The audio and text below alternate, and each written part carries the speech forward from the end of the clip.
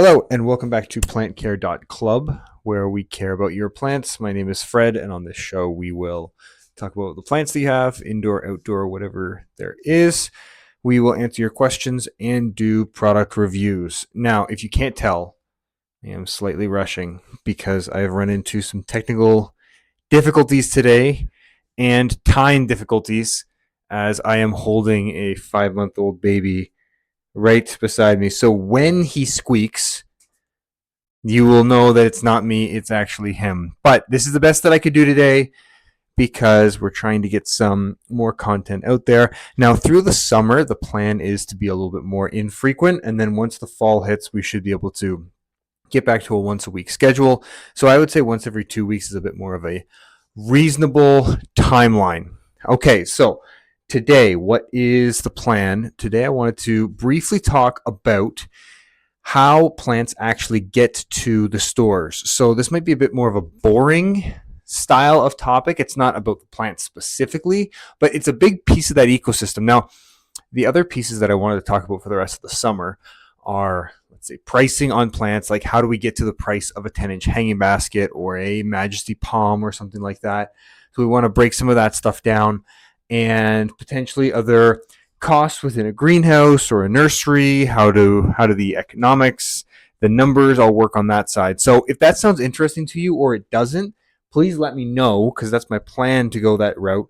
If you don't like it or you do like it, I'd love the feedback. But so for today, shipping.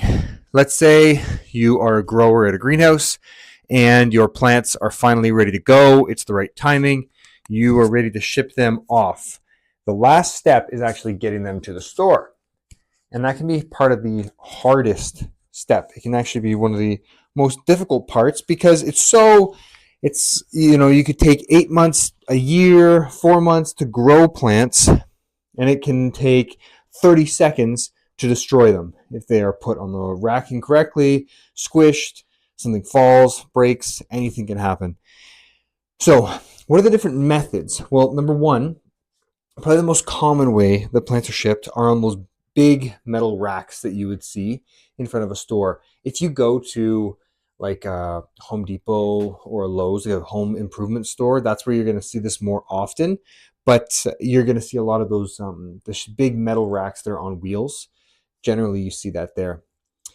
At a high-end garden center or a grocery store, you probably won't see that as much. At a garden center, you might see it in the back usually. They try not to put them on display as often. So growers will use those inside of the greenhouse. They wheel them through on the cement, fill them up, then they wheel them straight onto the truck. Truck takes them directly to the store.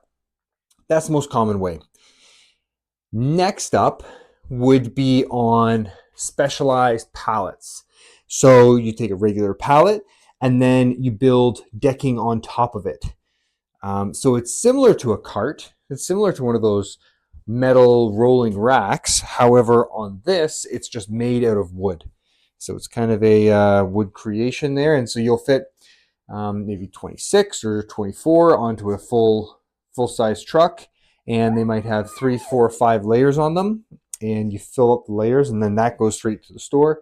Usually these are used for stores that you might not go back to as a grower. So if you're going somewhere far away, you'll use these because the cost of losing one is relatively low.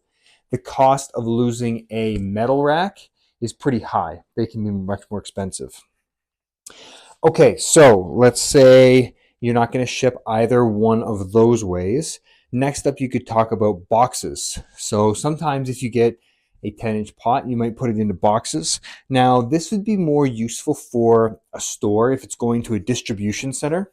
So instead of going to every store individually, you're going to one place and they're going to send it to all 45 stores or something like that.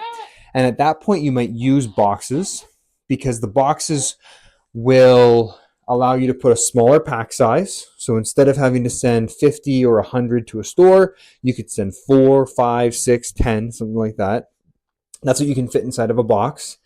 And stores can order in increments of those little amounts. So if a store wants 12, they can order 2 boxes of 6. If a store wants 36, they can order more. If a store is really small and they only want 6 of them, they can order a smaller amount. So that's where the boxes become much more useful. Outside of those options, there's obviously just putting items directly on pallets. You will see with some tropical plants, the way that they are shipped is something called California stacked, which means that they are stacked one plant on top of the other. So this is very common with something like hardy, like a palm or a fern. You'll take a bunch of plants. You'll take some plants. You'll put them inside of the truck, and they start off by standing up straight up and down, and then they start leaning. And when they lean, you can lay one pot on top of the next one, and eventually you can put about 10 wide and up about 8 rows high. And it allows you to be very cost effective with your space. You can fit way more plants on a truck if they're California stacked. Plus, the cost of shipping it is lower because you're not paying for a pallet or a cart or a box. Any of those items, you're not paying for it. All you have to do is pay for the labor to get it onto the truck, and that's it. The last way of shipping, different little kink in this, would be for cut flowers, because cut flowers are generally sent in pails. So they're sold by the pail rather than sold by the box or the pallet or the rack or something like that. And the pail will actually contain water in it most of the time. So that's the way that they're packaged. They sit on top of metal shipping racks most of the time, and they sit inside of their pail, and then that goes straight to the store or distribution center or garden center, wherever it's headed. So a relatively short episode this time. My little friend here did not squeak too much. You might have heard him a little bit, but not too much. And I promise we will get some more content out in the next few weeks. Thank you for listening. And once again, if you have any questions, go to plantcare.club. Send your questions in there and we can answer it over the next few weeks. Thank you. Talk to you soon.